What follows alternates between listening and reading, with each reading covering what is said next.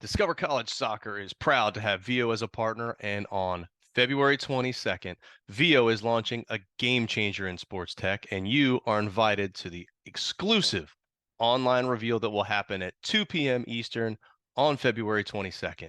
Get ready for a major leap in sports recording and live streaming. We can't wait to see you there. I can't wait to hear what they have in store for us. Just click the link here in the show notes, and we'll see you there. Hi, everybody. Welcome to Discover College Soccer. Today, I'm lucky enough to be joined by Coach Alex up at Northern Michigan. Welcome, Coach. Thanks for having me. Appreciate it, Matt. Yeah, thanks for being here. I have a feeling your temps are a little colder than Bradenton, Florida today, but I think we'll both survive, right? That's right. We're surviving. That's right. Well, hey, we're talking here end of January Yeah. 2024.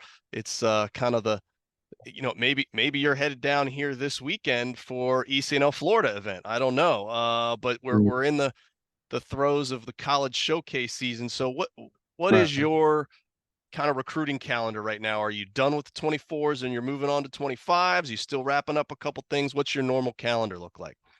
Yeah, I think we're just like everybody else, probably just wrapping up a few things. We've got most of our 24 class done, but we've got a couple spots left, and we always want to keep it competitive. I don't think recruiting ever really stops, whether it's for the current year or next year. So we're definitely on to 25, and we're excited about some of the guys that have shown interest. But we're also going to be quite a young team next year. So it's not like where we feel like we've got a lot to replace in 25. So we really want to focus on finishing up this class strong and getting out really to our local clubs in the Midwest and making those relationships that I don't think were necessarily made prior to me being here. So we're just trying to get in our region specifically.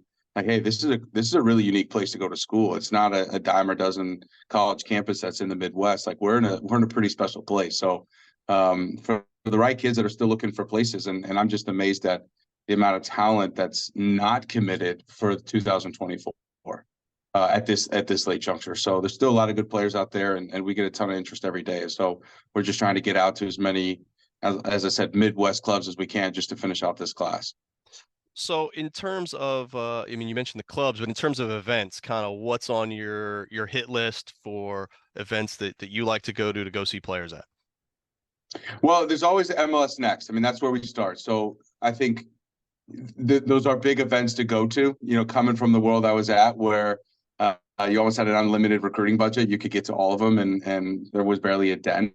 But now, we're a Division II state school, so we don't want to have unlimited funds just to kind of jet set like the D1 world.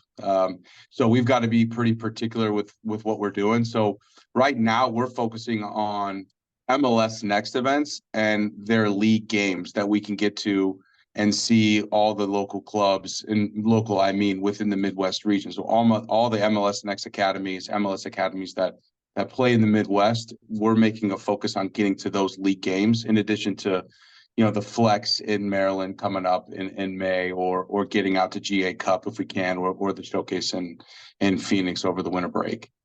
Okay. Well, do you guys do any ID camps, or do your staff work external camps? Are they a part of your recruiting process? Yeah, absolutely. So we have 2 or 3 ID camps a year. And I think that's a big piece as well, is that it shows who really wants to come here. And we have to be honest with ourselves. A lot of kids are going to look at the map and say no chance. But the ones that make the effort to come and really are excited about our location, which is a fantastic place, the camps are a big part of that because it shows the effort getting up here. So we actually have a camp coming up in February. We have good numbers for it, so we still have a few spots left. February 17th and 18th. So that'll be our winter camp. So it showcases our Superior Dome, which is, full field, full length, full width, indoor facility where, we can work on the functional things that we want to work on. But it also gives campers the opportunity to see what it's like to be a student athlete here during this time frame. And then we have the summer camp, which again gives a lot of options for guys that want to come up here because it's in the summertime. It's beautiful here. So those are a big part of our recruiting process because, as I told you, it gets the kids on campus, and now they see how special Northern is, and it makes that discussion a little bit easier, to be honest. Yeah, as someone who has vacationed before in the Upper Peninsula of Yeah. Michigan in the summer, it's a great time to be up there. Right. Well, One thing that you notice when you look at your roster now, and a lot of Division II men's rosters, is there's some international flair there. For sure. How much is international recruiting a part of what you do each year, and has the transfer portal changed how you recruit at all? Yeah, I think those are big questions. So from an international standpoint, yeah, we're probably in the 40-60 range ratio. And I think internationals bring a lot of different things to the table in terms of their quality on the ball and those things. But really, as what I see as great characters in a culture. It's nice to have that diverse culture within your locker room. So and I've been in some locations that aren't as friendly to international recruiting in terms of the admissions process. And I think Northern Michigan has made a real strong push to be a little bit more active in that regard with students, not just athletes, but across the board, bringing in more diverse international student bodies. So it's made the transition for international athletes really healthy here. So they do thrive here. Um, but we in terms of like the full landscape, we do look at the portal, but not as ton as you'd think, because why are you in the portal? There's so many kids in the portal.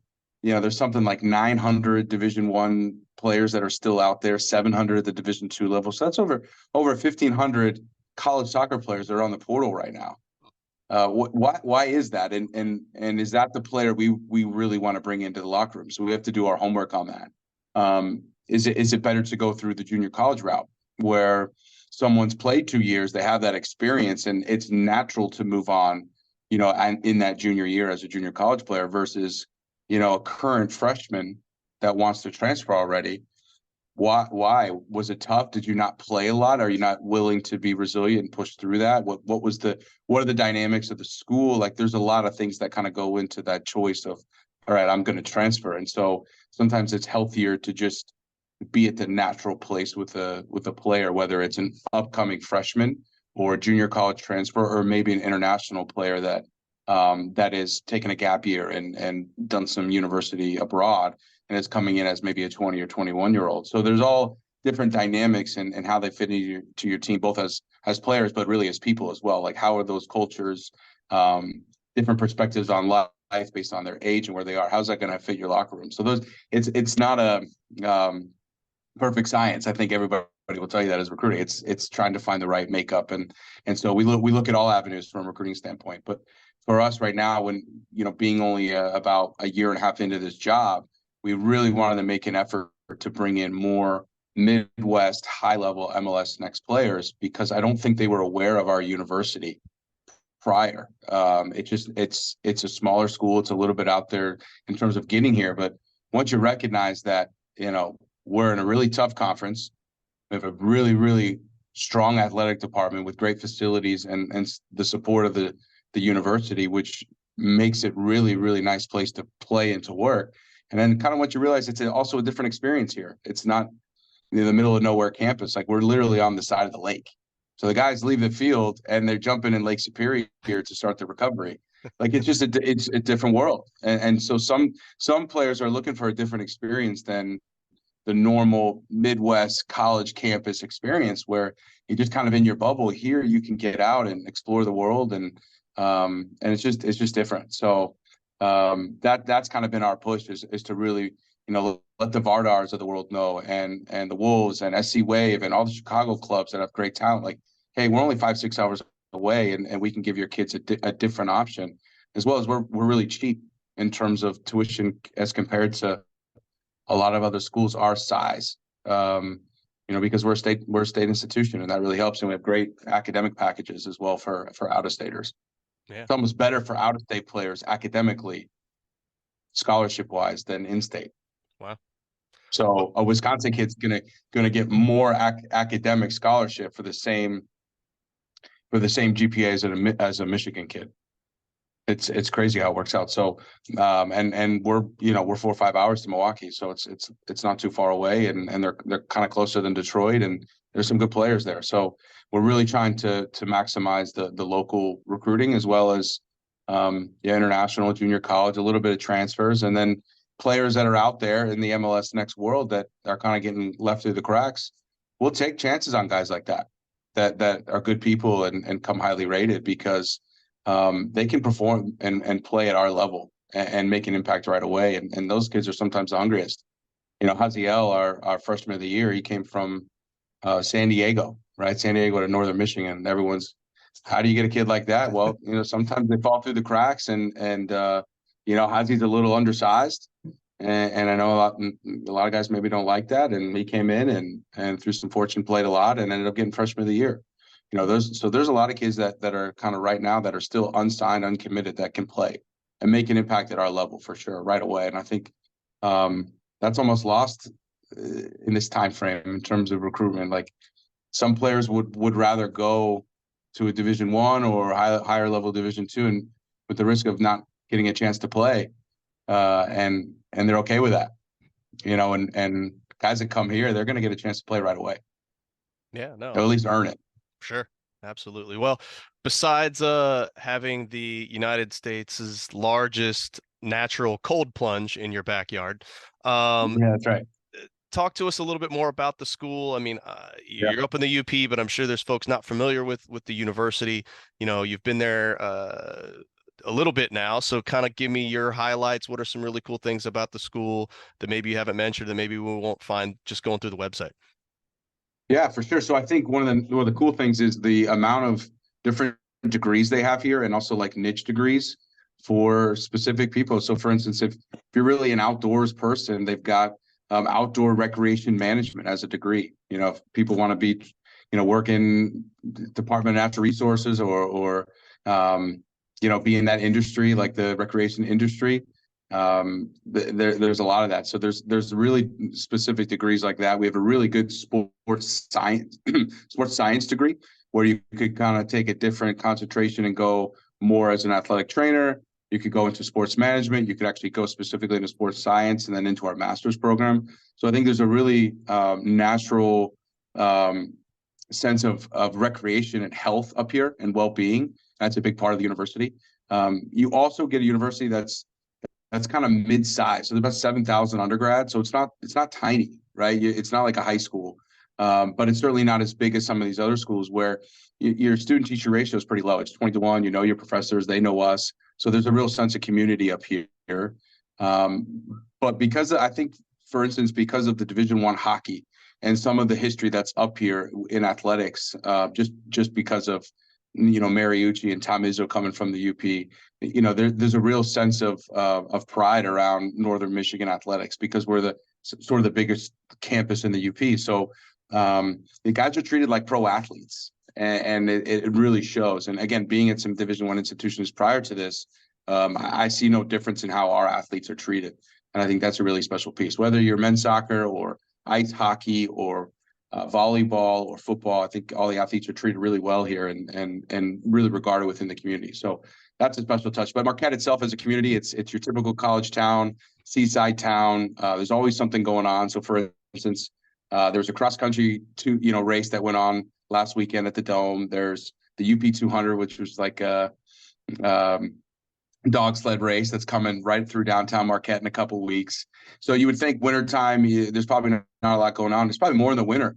There's just always events and things going on at the Dome, and our players and our student athletes are intertwined with that. And I think that's a really special experience that maybe has been lost in the era of big time money athletics, where you kind of get lost in shovel. Here you're part of the community, and it's really true. So whether you're from here or not, I don't think it matters to the local community. It's just a really special place. So but there's also a lot of natural beauty. It's just a picturesque location for a school, but certainly our field. It's unreal in terms of the views we get. And so it makes for an interesting dynamic for the right person that wants to explore and get out there and kind of be in a different environment.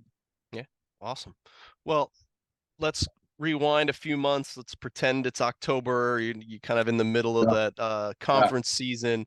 Walk me through what a typical week's going to look like for your players in terms of when is training, meals, practices, classes, games, all that kind of stuff. Right. So for us, our general schedule in conference is Friday, Sunday. And whether you're at home or away for those two fixtures just depends on the week. But for instance, for a home week, we typically be off on that Monday. So the guys, usually try to schedule a lot of classes on that day. And then Tuesday, Wednesday, Thursday is preparation for the next match. It starts with a recovery on Tuesday. So that group of players that played, 45 minutes or more is still kind of in a recovery mode. So we'll get in for a recovery lifting circuit. We'll go out to train. Guys that didn't play a lot of minutes will probably have a heavier load. Wednesday, Thursdays are the main training days in preparation for Friday's match. And then Friday we're into the match weekend with a recovery on Saturday. Usually we practice in the afternoon, so guys manage their classes in the morning. And then we'll have like a 2 to 6 window where we'll knock out our team video. We'll be in the weight room. We'll do our activation. Maybe there's another team meeting or individual player meetings that happen in that time frame. And then they have the nights to themselves, and that's a typical during the season week, because really there's just so many matches in such a short amount of time. There's only so much you can do, right? So I think right now they're training at a harder level because we're training 4 times a week, at a high tempo versus 2 or 3 during the season, because really you're in rest recovery mode. But like I said, we manage what we need to do as a team in that 2 to 6 time frame, and the rest of the time the guys are in classes and doing what they need to do academically. Okay. Well, let's talk a little bit more about the team, the soccer side of things. We talked recruiting, but is there a roster size that you feel is ideal that you guys are trying to hit each year? Yeah, usually in that 28 to 30, I think is healthy. If you get more than 30, that's great, but you got a lot of extra problems, and you're trying to keep more guys happy that necessarily aren't playing. And can you really give everybody that attention that you need? And then if you kind of get below 28, then you're a few injuries away to not being able to go 11v11 at training, and you got to add in the goalkeepers as well. So I think anything between that 28 and 30 mark is probably a healthy roster size. And we're competitive, and if we bring in extra guys, tough decisions might have to be made. The expectation is here to win, and we're given the resources to do so. And I think it's highly competitive. We go up against some good teams. I mean, when you got to play Saginaw Valley twice a year, Parkside's same thing twice a year, and they're perennial. You've got to be competitive, and I think that's the edge that we're trying to find this winter, and understand that playing time's not guaranteed, and we're always going to be trying to bring in new players. And I think the more the word gets out about how cool this university is, there's going to be more soccer players that are at a high level that are interested, and they're going to push our guys to get better for sure. Yeah.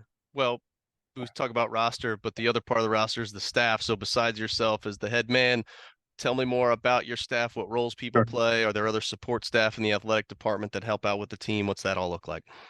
Yeah, so we're lucky enough to have a full-time assistant. Actually, just hired a new one. Adam was the previous one who took an opportunity. As an assistant coach, you got to take those next steps. So in the off season, we had some interviews for the assistant coach position, and Chance kind of stuck out. He played in the GLIAC. He was at another Division II institution this year. Also was a head coach at the junior college level. So a lot of experience in recruiting and obviously managing a team himself. So he's still getting used to things. Been up here a couple of weeks now. We started training last week, so he's definitely fitting right in. And then we've got a additional volunteer goalkeeper coach that kind of services both the men and the women's teams, trains the goalkeepers, and they're part of both staffs. And then that's us in terms of our staff and within the men's soccer program. But we have a lot of support staff within the administration and within the rec program as well. So there's more than enough people to assist. And I think what's great as well is the emphasis on our strength and conditioning program that they've put with two full-time strength trainers, one that's dedicated to our team, which is fantastic because it's a big part of what we do in the off season. So yeah, we're fully staffed here, and I think we're ahead of a lot of teams in terms of resources that we get to have a full-time assistant at Chance's position. So we're excited about that. We're excited about moving the team forward with kind of a new staff as well as players. We brought some new players in for the wintertime. So yeah, it's a little bit of a different look, but we're excited about the steps we've made going forward. Good. Well, not on to you though. How would you describe your coaching style of play you're looking to implement, kind Yeah. of that culture of the team? Well, first off, I want to have a relationship with my players. I think that's probably the best way to get the most out of them. They've come a long way. They've committed. They've left their families. Nobody's from the UP currently on the roster. So I I want to make sure that they understand they're cared for, they're looked after, even if they're not a guy that's playing every game or starting every game or a 90-minute player. So I want players 1 through 30 all to know that I care about them as young men, because that's part of the process. You know, it's college soccer. We're here to win, and that's the expectation. But they're also young men as well that we have an opportunity to influence in a positive way. And so that's part of how we coach relationship based. But in terms of the demands of training, the expectation is very high. Number one, we want to keep possession of the ball. We're not really a direct team that wants to give up the ball. We want to be dictating the play. We want to be managing the ball, and that takes a really special player, both technically, from a discipline standpoint, fitness wise, to keep a ball for a long time. So the expectation is that they're technically proficient on the ball and can keep it. And then defensively, you know, there's no break for anybody. No one's got a free roll and isn't part of that defensive mode. And so, can we win it right back if we lose it? Like, what's the mentality to win it right back? And if we can't win it right back, can we be smart, be compact, take our moment to try to rest and get the ball back when it makes sense?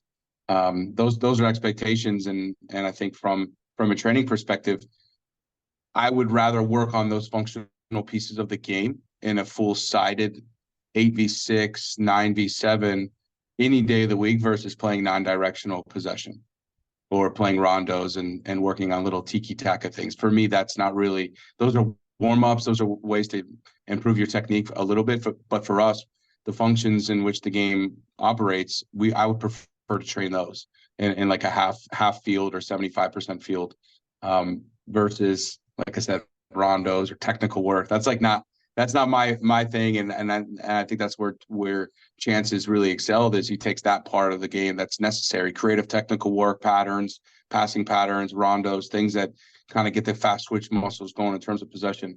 You know, Chance has done a great job with that, so I think we balance each other pretty well in terms of how we coach on the field. And but that's the mentality in our training environment, is we want to train realistically and not train things that don't really match how we're going to ask them to perform in the match.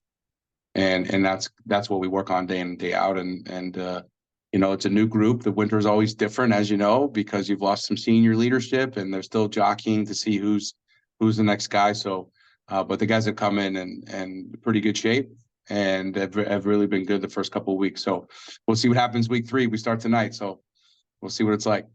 Awesome. Well, Coach, you've given us a bunch of good insights and told us a lot about the school. I got one last question for you, Sure. and that's, if you had one piece of advice, one nugget of information that you would love all families, players going through this recruiting process to know, what would that be?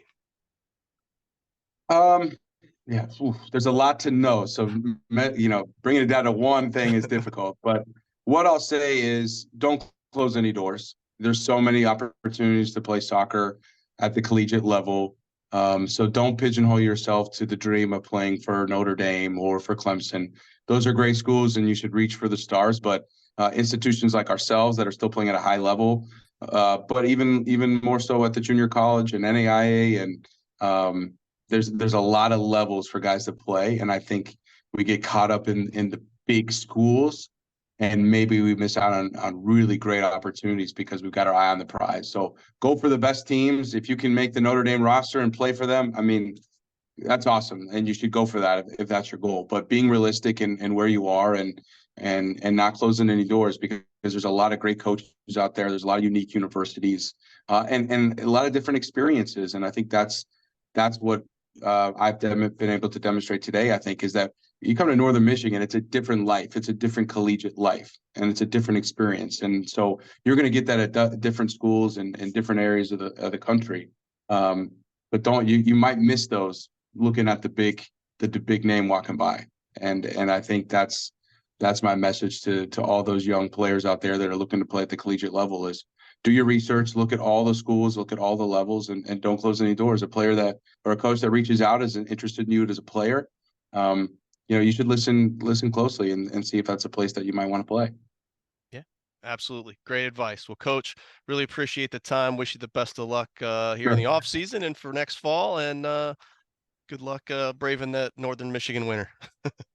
Yeah, hey, we're having a mild one. It's been in the 40s, so Oh, it's not all it's snow. Yeah, it's not all snow. hey But man, hey, it's 57 in Bradenton today, and I yeah, mean I got to get the gloves on. It's cold out yeah, here. get your gloves on. Get your gloves on. Matt, well, I appreciate the time. Best of luck to you. Take care. I appreciate it, and we'll talk to you soon. Sounds good. Bye. Hi, everybody. It's Matt from Discover College Soccer. I hope you're enjoying the podcast, whether that's on YouTube or your favorite podcast platform. Don't forget to hit the subscribe button. I also wanted to let you know about the Discover College Soccer Study Table. This is our brand new online portal that is complete with a 14-part online course giving you all of the ins and outs of the college soccer recruiting process. There's also a wealth of resources such as checklists, templates. There's the spreadsheets that have every soccer program in the country along with their coaches, their contact information, their social media information, some basic stats about the school, and more. Plus, there's an online community where you can ask your questions, share your wins, your losses, any questions that you may have around the college soccer recruiting process. It's all there at the Discover College Soccer study table that you can find at discovercollegesoccer.com/study table, and hopefully we will see you there.